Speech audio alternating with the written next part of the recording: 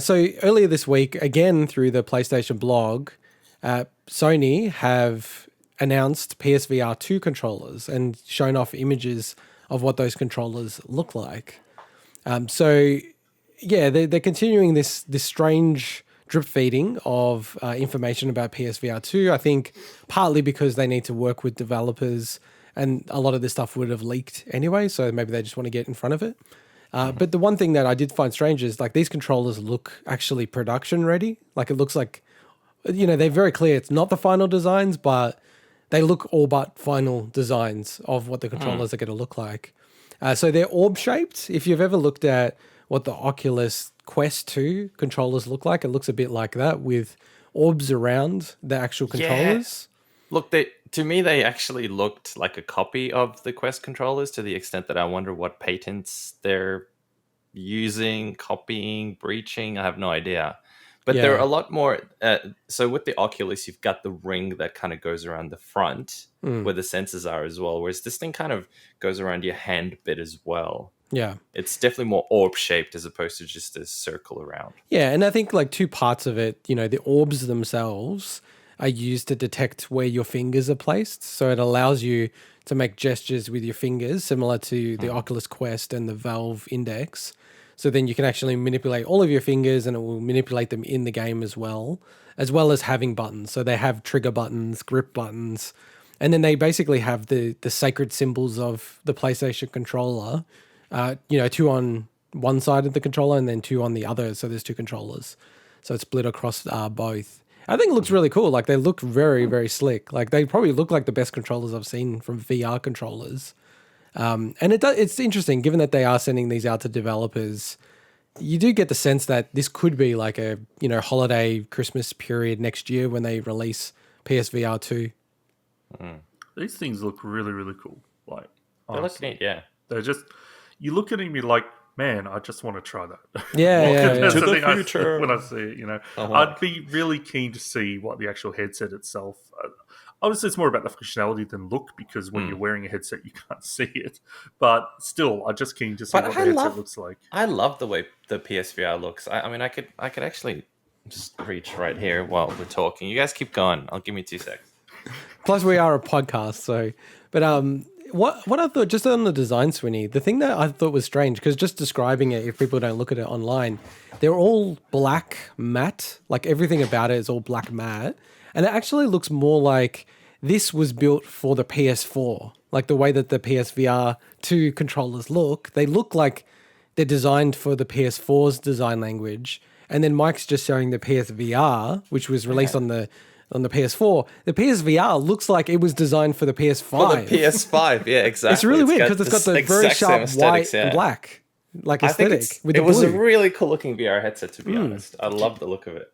Do you think, and it's probably got nothing to do with it, but do you think that's just because just the way production has been? I know that's more about like microchip stuff, but do you think it's just like, well, let's just produce these how we can and they still look nice, this year? Maybe, yeah. I don't know. I just think that, working with designers a lot, I think they just get bored of things so quickly. So I do wonder, It goes in cycles. With the PSVR, it feels like they had a certain language that they were using. They would have had to design the PS5 a long time ago. So it feels like that was a period of time when they did all of that, and then they've moved on, and I feel like this is the next run through of their design language. But it looks amazing. It looks very slick.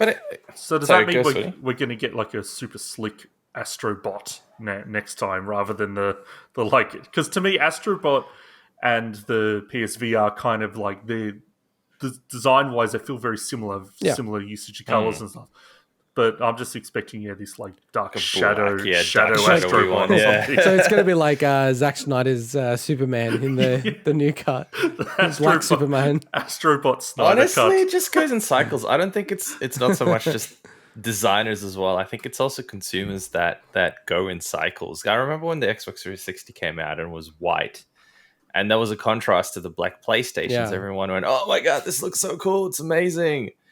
And then then they released the black versions. Oh my god, this is black! It's so amazing, and it just goes in cycles. I think if there's a Series X that gets released in white as opposed to the Series S, I think people will go apeshit over that one as well, just because it's white and it's different. You just trigger me on these cycles. You're triggering me on the naming conventions on Xbox, because what the hell are they going to call the next revision of the current gen for Xbox Series X/S? Because if they call it Xbox Series X2 or Pro, or I'm going to kill myself. Like, that is going to be horrible if they do something like that. Xbox Series 360. Xbox Series 1. That's probably what they'll do. X. Oh god, imagine that. Oh, you laughed because you're thinking that could be a possibility. Oh my god. You're like, that could actually be possible. But yeah, with the PSVR2, Mike, you're an owner of the PSVR1. Are you thinking about picking up the PSVR2 when it comes out, or you just wait and see? Look, inevitably I will. Who am I kidding? If I said I wasn't. You're being honest finally. I'm honest. I have no control when it comes to that stuff. So I'm still to plug in my PSVR just because I've had so many other things to do. But hey, I think we'll cover it in the bargain bin. But I was so excited because I was going to buy this game, so I'm so glad I didn't. And we'll cover it in the bargain bin. But there are 10 games that are free for this month or the coming month for PlayStation, and that includes Astrobot VR. As well as Moss. Go grab it. Well, yeah, no, I know, but I'm just calling out Astrobot because that's a game that I was going to buy just randomly. I'm like, I'm going to buy this because I'm going to be annoyed if I can't get this later. And I feel like with PSVR 2, obviously now that Astrobot's a part of Astro's Playroom is a part of the PS5 just by default, you feel like with a PSVR 2, they'd want to launch it as a bundle, right? With the next Astrobot game. That just feels like a no-brainer, surely. It makes sense, yeah. Surely. They probably will. Yeah.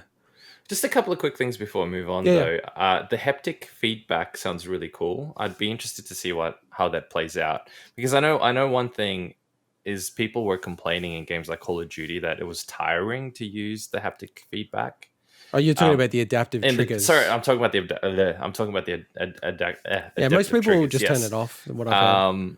I mean, I kept it on in whatever games I've played, but I don't play something like Call of Duty where I can see how it could get annoying. I think if you play competitive every night, you'd have to turn it off. You'd have to, but competitive VR is probably not going to be a thing for a little while longer. VR's not going to be a thing, so. No, but imagine something like in Half-Life Alyx equivalent. Yeah, that'd be sick. That. I think it'd be sick to have that tactile feel. That'd be sick. And I think the haptic feedback, which is the other thing I was going to talk about as well, I think will also be interesting because none of the other ones really have that. No, and it's very noticeable, actually. It's very noticeable. Like, it's weird now, I guess post 64 with Star Fox or Lilac Walls, as it was called in Australia, that came with a rumble pack. And since then, I've always played with controllers that have rumble.